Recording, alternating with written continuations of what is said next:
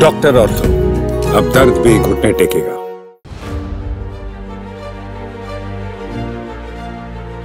नमस्कार दोस्तों, channel for news India के यूट्यूब प्लेटफॉर्म पर आप सभी का स्वागत है। मैं हूं आपका दोस्त क्रांत कुमार। दोस्तों, हरियाणा में कह सकते हैं कि सरकार का गठन हो गया है। बीजेपी ने सरकार तीसरी बार बना लिया। कैबिनेट का भी कह सकते हैं कि मंत्रिमंडल विस्तार हो गया, पोर्टफोलियो बढ़ गया। लेकिन कह सकते हैं कि कांग्रेस अभी भी कह सकते हैं कि अपने पुराने दिनों से बाहर नहीं आ रही है। लगातार गुटबाजी से निपटने की वजह कांग्रेस अभी तक नेता प्रतिपक्ष का नाम भी नहीं फिक्स कर पाई है। लेकिन इस सब के बीच में हम कह सकते हैं कि जब चुनाव के परिणाम आए थे तो कांग्रेस ने आरोप लगाया था पूरी तरीके से कि कहीं ना कहीं ईवीएम के साथ छेड़छाड़ हुई है, धांधली हुई है, जिसको लेकर भूपेंद्र सिंह हुड्डा समेत कांग्रेस के जो सीनियर नेता थे उन्होंने एक चिट्ठी लिखी थी चुनाव आयोग को और जांच की मांग करी थी। उस चिट्ठी में आपको बताया कि कांग्रेस ने सवाल उठाए थे कुछ ऐसी विधानसभाएं जहां पर ईवीएम के साथ छेड़छाड़ की गई, जिसको लेकर अब चुनाव आयोग का जो फैसला है दोस्तों वो आ गया है। क्या चुनाव आयोग का फैसला है वो मैं आपको बता देता हूं।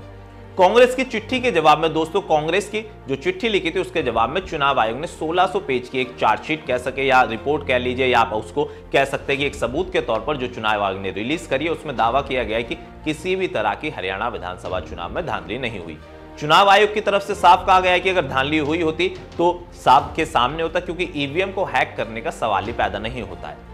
तो चुनाव आयोग के इस फैसले के बाद कांग्रेस अभी भी कह रही है कि हम कोर्ट का रुख करेंगे, क्योंकि भूपेंद्र सिंह हुड्डा पहले ही कह चुके हैं कि अगर हमें फैसले से संतुष्ट नहीं हुए तो हम कोर्ट का रुख करेंगे। लेकिन आपको चुनाव आयोग का फैसला कितना सही लगता है हमें जरूर बताइएगा। लेकिन अब सवाल कहीं ना कहीं ये उठने लगा है कि बीजेपी लगातार अब कांग्रेस से सवाल पूछ रही है, अगर कांग्रेस पार्टी हरियाणा में जीत जाती तो क्या ईवीएम ठीक होती। कांग्रेस का हमेशा से एक पैटर्न रहा है, जब जब कांग्रेस चुनाव जीतती है तो ईवीएम ठीक होती है और जब जब कांग्रेस चुनाव हार जाती है तो ईवीएम खराब हो जाती है। साथ ही साथ बीजेपी नेता विपक्ष के पद को लेकर भी कांग्रेस पर सवाल उठा रही है, क्योंकि आपको दोस्तों याद दिला दे, हरियाणा में पहली बार ऐसा हुआ जब सरकार बन गई लेकिन नेता विपक्ष का पद कांग्रेस की तरफ से फिक्स नहीं किया गया। क्योंकि 2014 में भी जब विधानसभा के चुनाव संपन्न हुए थे, भूपेंद्र सिंह हुड्डा को हफ्ते और 10 दिन के अंदर ही नेता विपक्ष का पद दे दिया गया था। वहीं 2019 के चुनाव में भी सेम पैटर्न रहा था। लेकिन अब 2024 के जो चुनाव परिणाम आए, कह सकते हैं कांग्रेस में गुटबाजी पूरी तरीके से हावी है।